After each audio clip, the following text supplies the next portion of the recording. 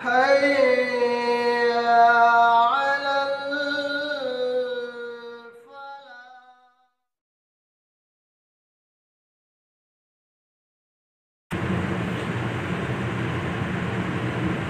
بسم الله والصلاة والسلام على رسول الله وبعد.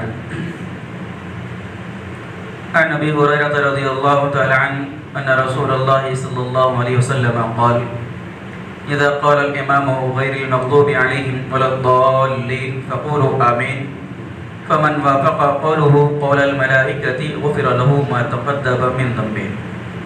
رواه البخاری و امام مسلم. امام بخاری اور امام مسلم رحمہم اللہ نے اپنی اپنی کتابوں کے اندر اس روایت کو نقل فرمایا. حدیث کے راوی حضرت ابو ہریرہ رضی اللہ تعالی عنہ ہیں. فرماتے ہیں کہ اللہ کے نبی صلی اللہ علیہ وسلم نے ارشاد فرمایا کہ جب امام غیر المغضوب علیہم ولا الضالین کہے تو تم آمین کہا کرو.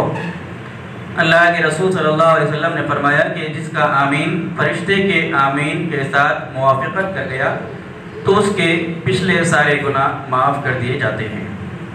اللہ کے نبی صلی اللہ علیہ وسلم نے اس روایت کے اندر سورہ فاتحہ کے بعد جہری نمازوں کے اندر نماز باجماعت کے اندر آمین کہنے کی فضیلت کو بیان فرمایا. کہا کہ جب امام ولا الضالین کہے تو اور بندہ جب اس پر آمین کہے تو اللہ رب العالمین کے جو فرشتے ہیں وہ بھی بندوں کے ساتھ آمین کہتے ہیں. اور جب بندوں کا آمین اور فرشتوں کا آمین ایک ساتھ مل جائے، دونوں کی موافقت ہو جائے، تو اللہ رب العالمین بندے کے پچھلے سارے گناہوں کو معاف فرماتا ہے. سورہ فاتحہ جیسا کہ ہم جانتے ہیں کہ سورہ فاتحہ کا آدھا حصہ دعا پر مشتمل ہے. اہدنا الصراط المستقیم، اے اللہ تو ہم کو سیدھا راستہ دکھلا.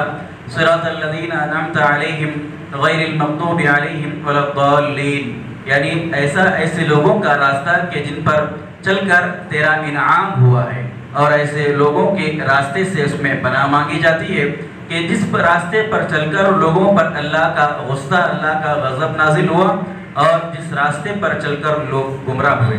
لہذا سورہ فاتحہ کے اندر بڑی بہترین اور بڑی جامع ترین دعائیں ہیں. اسی لیے دعا کے بعد آمین کہنا سنت اور مسنون ہے. آمین کا مطلب ہے کہ رب العالمین تو میری دعا کو قبول کر. آمین کا مطلب ہے کہ تو میری دعا کو قبول کر. لہذا سورہ فاتحہ کی دعاؤں کے بعد جب بندہ آمین کہتا ہے تو اس آمین کے ذریعے ایک تو جو دعائیں سورہ فاتحہ کے اندر کی جاتی ہیں ان دعاؤں پر آمین ہوا، اور آمین کہنے کا دوسرا بڑا فائدہ یہ ہے کہ اگر فرشتوں کے ساتھ ہمارا آمین موافقت کر جائے تو رب العالمین ہمارے پچھلے سارے گناہوں کو معاف فرماتا ہے. اب آمین کیسے کہنا چاہیے؟ امام بخاری رحمۃ اللہ علیہ نے اپنی کتاب کے اندر جو باب باندھا اس باب کا نام ہی امام بخاری رحمۃ اللہ علیہ نے یہ رکھا کہ باب جہر المأموم بالتامین، کہ مصلیوں کا آمین آواز بلند کہنے کا باب. اس سے یہ معلوم ہوا کہ اکثر محدثین، جمہور محدثین اور جمہور صحابہ کرام، جمہور ائمہ سلف کے نزدیک آمین بلند آواز سے کہنا، زور کی آواز سے کہنا ہی زیادہ معتبر اور سنت ہے. یہی اللہ کے رسول صلی اللہ علیہ وسلم کی اور آپ صلی اللہ علیہ وسلم کے صحابہ کرام کی سنت ہے. لہٰذا آمین بجائے اس کے کہ سرن اپنے منہ میں کہا جائے، بلند آواز سے، اونچی آواز سے آمین کہنا چاہیے. یہی حقیقی معنی میں سنت ہے. جمہور محدثین کا یہی مسلک اور یہی مذہب ہے. اور آمین کے تعلق سے ایک غلطی جو عام طور پر اکثر مسجدوں کے اندر ہم سے ہوتی ہے وہ یہ ہے کہ جیسے ہی امام سورہ فاتحہ پڑھتا ہے غیر المغضوب علیہم ولا الضالین، ابھی امام کا آمین نہیں ہوتا ہے، پیچھے کے سارے مصلی آمین کہتے ہیں. حالانکہ یہ درست طریقہ نہیں ہے آمین کہنے کا. امام غیر المغضوب علیہم ولا الضالین کہے گا، پھر اس کے بعد امام آمین کہے گا. امام کے آمین کے بعد مقتدی امام کے آمین کی ابتدا کریں گے. جیسے ہم نماز کے تمام ارکان کے اندر امام کی اتباع کرتے ہیں.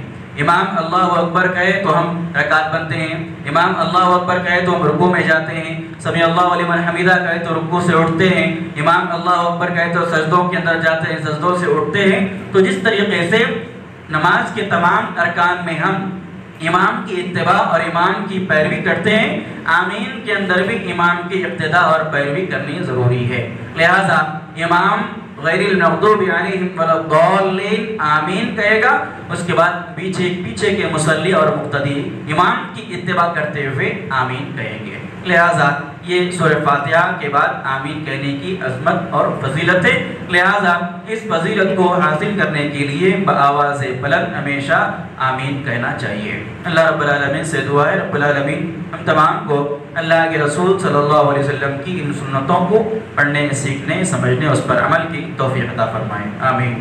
سبحانک اللہم و بحمدک اشہد ان لا الہ الا انت استغفرک و اتوب الیک۔